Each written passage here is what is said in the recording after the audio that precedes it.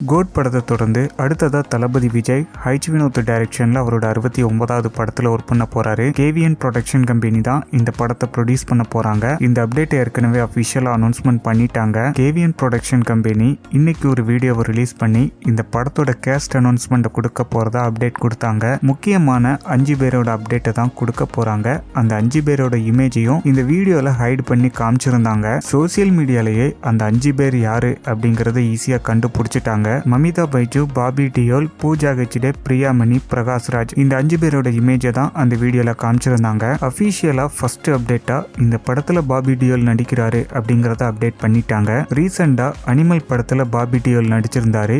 இப்போ சூர்யாவோட கங்குவா படத்துல நடிச்சு முடிச்சிருக்காரு. அடுத்ததா தளபதியோட 69வது படத்துல நடிக்க போறாரு. தளபதியோட லுக் டெஸ்ட் ஏற்கனவே கம்ப்ளீட் பண்ணிட்டாங்க. ஷூட்டிங்க அக்டோபர்ல தான் தொடங்க போறாங்க. படத்தை அக்டோபர் 2025 ரிலீஸ் பண்ண போறதா அனௌன்ஸ்மெண்ட்லயே கொடுத்துட்டாங்க. தளபதி அரசியலுக்கு போக போறாரு அப்படிங்கிறதுனால இதுதான் அவரோட லாஸ்ட் படம் அப்படிங்கறத அனௌன்ஸ்மெண்ட் பண்ணிட்டாரு. ஸோ அதனால இந்த படத்து மேல உள்ள எக்ஸ்பெக்டேஷன் அப்படிங்கிறது ரொம்ப அதிகமாயிருக்கு.